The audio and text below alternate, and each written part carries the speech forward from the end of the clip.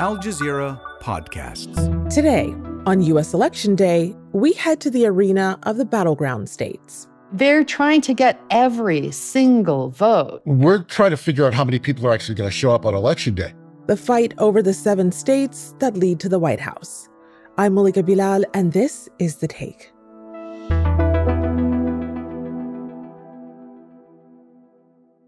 I'm Ruth Conniff. I'm the editor-in-chief of the Wisconsin Examiner, and I'm based in Madison, Wisconsin. I'm George Chidi. I cover democracy and politics in the American South. I am just outside of Atlanta in the state of Georgia. Hi, I'm Sophia Lowe. I'm a producer for CityCast Pittsburgh. I'm in Allegheny County and Pittsburgh, Pennsylvania. Well, Ruth, George, Sophia, there's no one I would rather be with on Election Day. Thank you so much for having this conversation, and welcome to The Take. I want to start with a little rapid fire. Each of you are coming from a battleground state. And for context, there were 168 million registered voters in the U.S. in 2020. And in that election, in each of your states, one candidate won by a slim margin. So just saying the number so we can give our international audience the context here for how close, razor thin in some cases, it really is. How many votes in your state decided the election in 2020? Ruth, let's start with you. About 20,000 votes, less than 1%. Sophia. Here in Pennsylvania, it was a little over 80,000 votes. And George. Famously, 11,779 votes, about 0.5%. 11,000 plus votes. Okay, so if people can't imagine that, because you kind of have to know numbers, you have to be a visual person. What are we talking? Are we talking a small concert? Are we talking a high school? What are we talking? 11,000 people is one rally for Trump or Harris. It's a T-Pain concert. It's a basketball game when they're playing somebody who isn't good. I can picture it. So very slim. Thank you for that, George. Well, this year there are 7 states where the margins are looking just as thin. And that has meant that the candidates have almost exclusively favored those states with their attention on potential voters, billions of dollars of ads, constant visits from surrogates and the candidates themselves. We've seen robocalls, we've seen texts, door knockers. So I am in California, a state that is solidly blue in its support for Democrats. So I don't know what that's like. Can you give me a taste of what it feels like to be fought over and to be wooed? Sophia. Yeah, so this is the first time I've been in a battleground state for a general election. So this is a new feeling for me. I was not prepared for all of the phone calls, the commercials, the amount of competing yard signs that have been up. And then the day before Election Day, on Monday, both Donald Trump and Kamala Harris in the Pittsburgh area, just, a 20-minute walk from each other. Harris moved her campaign, but I think that's really solidified how much that they're trying to woo Pennsylvanians, come to Pittsburgh, and, make their last call to voters. Ruth, what about you? Similarly, in Wisconsin, we have the campaigns here all the time. On Friday night, there were dueling rallies in Milwaukee, Wisconsin. Trump was at the Pfizer Forum, where the Milwaukee Bucks play, where the RNC was this summer. And then about 5 miles away, Kamala Harris was at the state fairgrounds.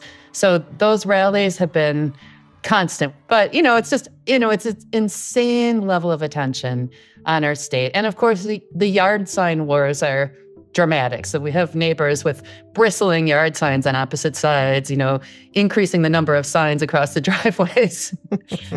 It's very tight. George, what is it like in Georgia? Well, about 20 minutes before this podcast started, somebody knocked on my door canvassing for Harris, as I live in that kind of neighborhood. Every other ad on television or streaming services is a Trump or Harris ad. There was a Harris rally 2 miles away from my house last week, and it's been back and forth, like Trump rally, Trump rally, Harris rally. Here's the thing. We're in Georgia. We're used to it at this point. The out-of-state canvassers are de rigueur. We expect that. Like, we bring barbecue, it's fine. The real thing is that I'm not sure who's left to influence. Like, I'm not sure this electorate is influenceable by the ways that, sort of traditional campaigns actually do the work. Yeah. And yet the candidates are still pulling out all the stops. What does that actually look like when it comes to the messaging from the two camps and what they are trying to tell voters in your specific state? So let's start with this. There are things that are said at the rallies. I got to tell you, I think social media messaging is a lot more important than what happens at a rally right now. In part because it's reaching more people, and in part because it's targeted in ways that the rallies aren't. You show up at a rally, you're already voted for the candidate. The one thing that sort of jumps out at me is that there's been a change in tone from Harris, where she is sort of tacking to the middle a little bit. She's talking about being bipartisan, about bringing political opponents to the table instead of shutting them out and having them arrested. Trump, on the other hand, has been amplifying conflict and also talking a lot about undocumented migrant immigrants, killing people. Like, we must protect you from immigrants killing Americans, and we will protect the blood of, and they had the mother of a young woman who is allegedly had been murdered by somebody whose documentation is in question. Brought her on stage, had her endorse Trump on the stage. Everybody, the crowd goes wild. It's two very different messages, and it's a really interesting thing there because 55% of voters in Georgia have already voted. We're trying to figure out how many people are actually going to show up on election day. Yeah.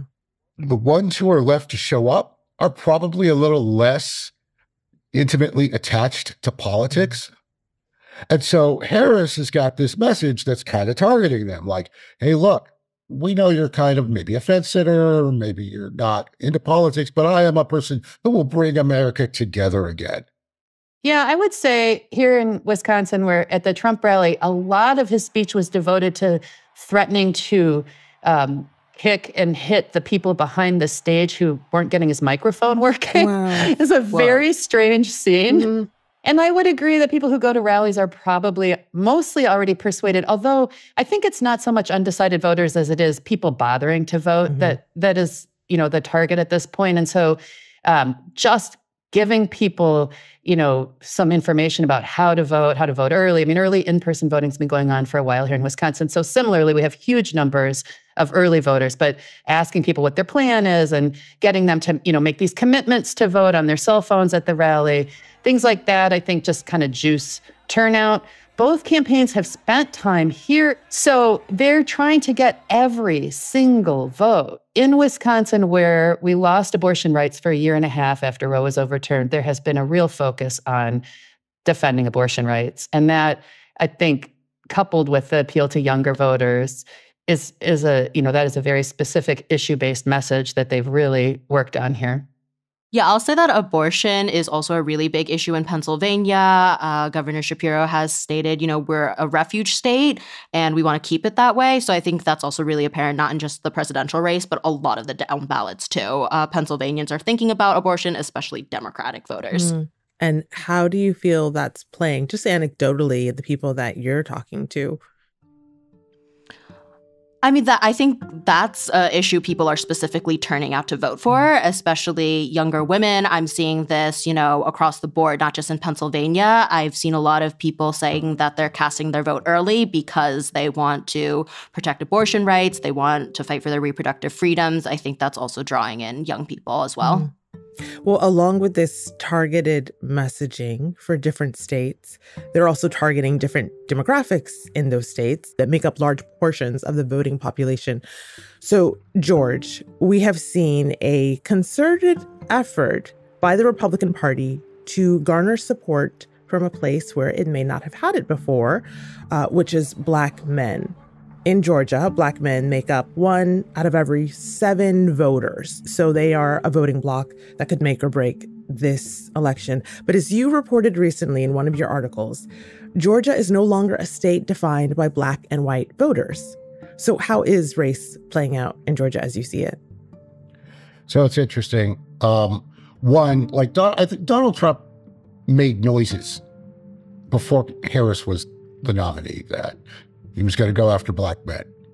And I know Black men who are voting for Donald Trump. I know many. But I don't think that number is anything like they say it is. They're focusing on that because they're trying to figure out who can they peel off at this point. The Republican campaign, the Republican Party's sort of ideological bent has been so focused on anti-DEI stuff that, you know, like you're looking for Black male voters who are so motivated by, you know, other elements that they are willing to overlook this fundamental attack on their interests. And I don't think, especially with sugar on top, like sprinkle some stuff on it, like after Harris became the nominee, that you think you're going to get some outsized number of Black anybody voting for someone other than Harris. It's more than race. It is more than race. It is about sort of fundamental interest being represented in the White House. I think Harris's numbers, in Georgia in particular, will be between whatever Obama got and whatever Biden got. Like, and it's not some giant surge. The thing is, maybe 30% of the electorate in Georgia now is neither white nor Black. They're Latino, they're Asian. There's a turnout problem there. Like Asian Americans and Hispanic Americans, Latinos are not voting at the same rates as everybody else. There's been a breakdown in outreach there that I think will be part of the after-action review no matter what happens.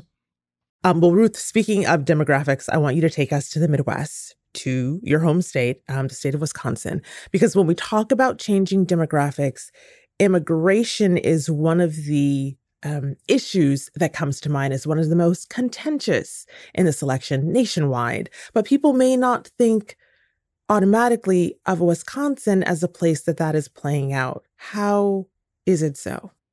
Well, it's very interesting, the immigration issue in Wisconsin, because the marquee industry of our state, the dairy industry, depends on a mostly undocumented workforce. 70% of the workers on dairy farms in Wisconsin are immigrants.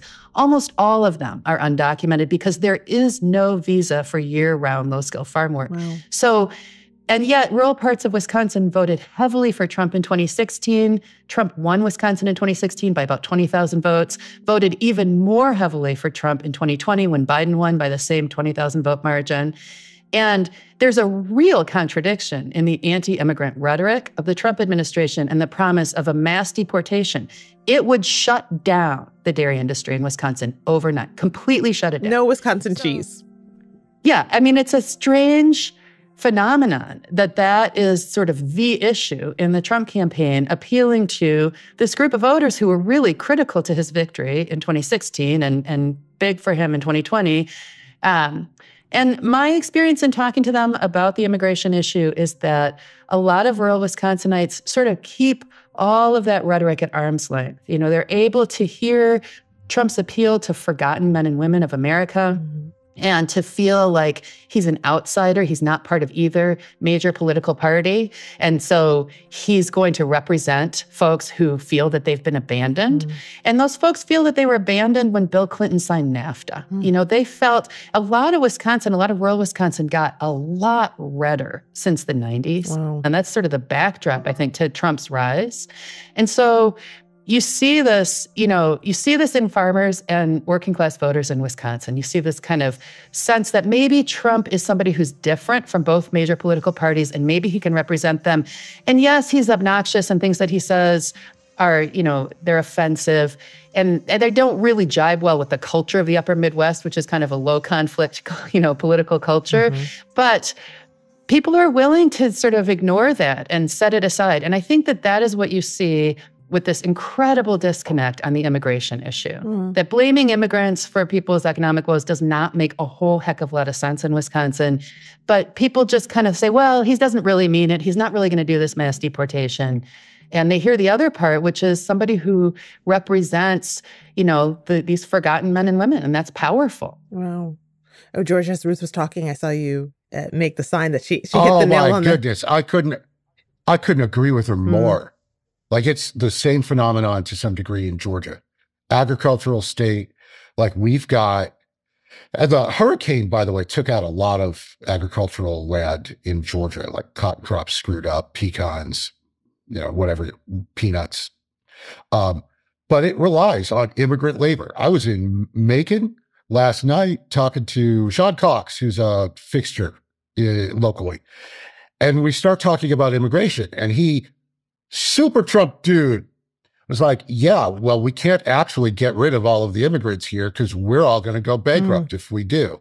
They're perfectly aware that if all the immigrants get deported, like the labor force for building houses is cut by a third, everybody's housing costs start to rise. They know it. They also know that the labor issues are an issue for them. And they're looking for some fundamental change. They don't like the trajectory of all of this, and they view Harris as an institutional protector of the status quo, which is leading to, like, step by step, their destruction politically. They're like, take the apple cart, toss it up, see what happens. Yeah. Like, that's it. Yeah. Yeah, I think that's right. And I think it's a weird position actually for progressive voters, because the party that is defending sort of institutions and the authority of institutions is the Democratic Party. Right. And the party that is, talking about smashing the state is the Republican Party. And that is a reversal for a lot of progressive voters. And and then on top of it, as George mentioned in the closing days of the campaign, here's traveling Wisconsin with Liz Cheney and touting her endorsement by Dick Cheney. And you sort of feel like, people are just wondering sort of how we got to this place. And I think the way that we got to the place is that the Democrats really moved away from those traditional labor constituencies, and the Republicans stepped in with right-wing populism to fill that space. And that has been really a very powerful disruption of kind of the normal perception of the left-right spectrum in American politics. After the break, if you're feeling anxiety over post-election results, our journalists say you're not the only one. Sophia, I want to bring you in here because you mentioned this is your first time reporting on a presidential election, and you're doing it from Pennsylvania, which is a battleground state with a whopping 19 electoral votes. The electoral votes that arguably put Biden on top in 2020. So talk to me about some of the narratives around swing states, and specifically your now home state of Pennsylvania, that you feel are underreported, that we should be talking about.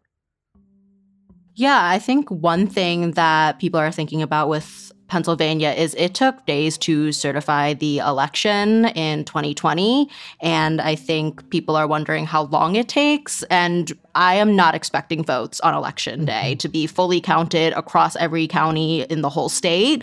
There are 67 counties in Pennsylvania. To my understanding, they all have different processes. For example, Allegheny County can count ballots really quickly that are mail-in, but every county cannot start processing those ballots until 7 a.m. So since Pennsylvania isn't allowed to pre-canvass, it's like Wisconsin, there's going to be a lot of time that is needed to count all of those votes. I think the last stat I saw was about 1.7 million mail-in ballots have been returned across the state. So I know everyone is looking towards states like Pennsylvania to see, where this election is going to land. But I want people to know it might not happen election night. That doesn't mean that something is going wrong. That's just the way our laws are currently set up. And that means that it could take a minute to get the actual results. And I know that you visited a warehouse where the mail-in ballots in Allegheny County. Walk me through what that experience was like. Yeah, so Allegheny County has invested a lot, as in 2020 to really count these votes as quickly as possible. We have these machines before that they're sitting at the warehouse before they're sent to other precincts. These machines are saran wrapped. They are sealed up. They are not being touched. Everything is, recorded. There are 66 cameras in that warehouse recording 24/7. Wow. So there's a lot of security here in the county. And the Secretary of the Commonwealth, Al Schmidt, he's also the top election official in Pennsylvania, has also been doing outreach to all these counties to assure people that their votes are secure. I got a question. Yes. Like, at that facility, like, sheriff's deputies? So I did not see any sheriff's deputies when I was there, but we have ballot return sites in Allegheny County. There's 10 of them, and these aren't mail drop-off boxes where you put your vote in and then walk away. There are county officials there. They do try to have law enforcement there as well, it sounded like. So again, it's like there's this conversation in Pennsylvania. Trump has already been looking at Pennsylvania and saying some counties have fake ballots. But, there's a lot of security involved in the case of these so-called faked ballots in Lancaster County. Election workers identified some issues with voter applications, and the county's looking into all of those. And officials have said, finding these problems means that the system is working. There are these checks and balances in place. I'm so stuck on all of the cameras and just the securitization of this. Is that what it feels like, Ruth and George, in your states? Yeah, there's a lot of worry in Wisconsin about the attacks on election officials and the demonization of folks who were always seen as sort of friendly, nonpartisan neighbors who, do this thankless job, and they're underfunded. And now on top of it, for one thing, their time has been really sucked up by answering all these open records requests in Wisconsin where people have, some peculiar theories about possible avenues for voter fraud. There are, poll watchers showing up from out of state to, look over the shoulders of all of the election officials who are trying to process ballots. But Wisconsin is interesting in that it's a very decentralized voting system. The Secretary of State here doesn't have any role to play except for, a sort of ceremonial role, certification at the end of the process. But it's really down to very local election officials in each county. And so those are people who know the voters. Those are the neighbors of the people who are voting. And I think because of that, there is a real sense of security in Wisconsin by people who have been bracing for all the lawsuits and challenges and, all of the claims of fraudulent voting that are surely coming. But the system itself seems pretty secure and decentralized. It's hard to disrupt it at any one central point. Yeah. I imagine for all of you and many of our viewers on YouTube and our listeners on podcasts, Tuesday is going to be a very long day that stretches into a very long week because we are unlikely to get a clear-cut answer by nightfall, and we don't know how much the results are going to be challenged. But during a speech in Pennsylvania on Sunday, echoes of 2020 could be heard all over again as Trump told supporters that this election is being stolen, which is the same false claim that he made in the lead up to the 2020 election. How is this coming up in your state, and how are you covering it or planning to cover it or preparing for it? Let's start with you, Sophia, since it happened in Pennsylvania.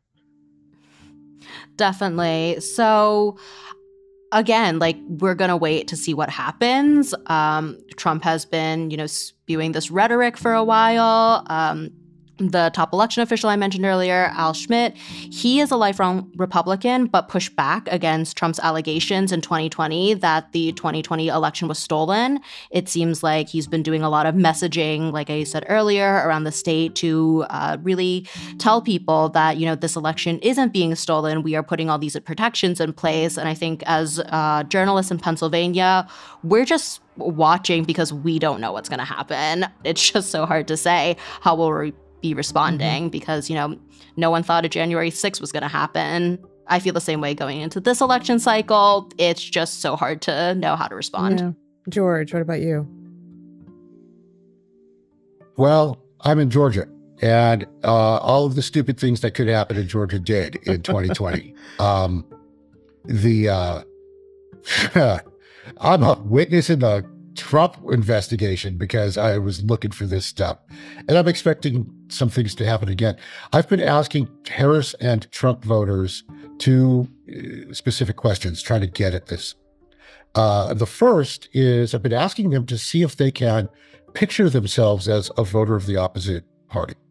Can you describe yourself as that person if you were going to be that person? Can you, in a way that's fair, that person would think is fair, can you describe why they would be voting for Harris or Trump?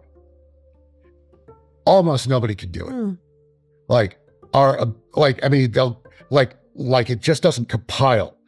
They'll start for like 15 seconds and then it goes, and also they're stupid and evil. And then there's a erosion of empathy that's going on that I am worried about. And that leads into the second question, which is, what are your thoughts about what happens on Election Day +1? In general, voters say, well, look, my folks will accept the result no matter what. But the other folks are going to riot or something. And I am desperately worried about what that's going to look like. And that anxiety is everywhere. Like, I have yet to find somebody like, oh, it's going to be fine. We're good. Don't worry about it. That person does not exist right now in Georgia. And I'm worried. I am worried because we've got a lot of extreme politics in this state. Ruth, final word to you. Are you worried? Do you feel that anxiety in Wisconsin? Yeah, I think everybody feels a lot of anxiety. I mean, the Republicans are setting up to challenge the results of this election in case Trump doesn't win. And the 2020 playbook is already in place. But I feel that as far as the actual voting and vote counting goes in Wisconsin, I actually feel like that is going to be pretty smooth. And there are other ways in which I think, having gone through the dry run of 2020, election officials in Wisconsin are prepared for the, possible challenge. But I think, on the Republican side, there are these myths. There's this idea that somehow undocumented immigrants are voting in huge numbers, risking felony conviction, imprisonment, and deportation to cast a single vote for the Democrats. I mean, it doesn't happen. And we know that doesn't happen. So those kinds of stories are going to be circulating. But at the end of the day, I think people are going to vote. Their votes are going to be counted. And then we're going to have to deal with all the cultural fallout of this bizarre, polarized, toxic political atmosphere that is going to continue way past Election Day. Yeah. So in other words, no vacation or rest for any of you anytime soon, but we so appreciate what you do and what you offer. Thank you for having this conversation with me, Ruth, Sophia, and George, and good luck. And that's The Take. If you like this conversation, there's more where it came from. We'll be continuing our election coverage all this week. Check out our playlist for more from the U.S. campaign trail, all leading to the vote. And be sure to subscribe to the Al Jazeera English YouTube channel for the latest.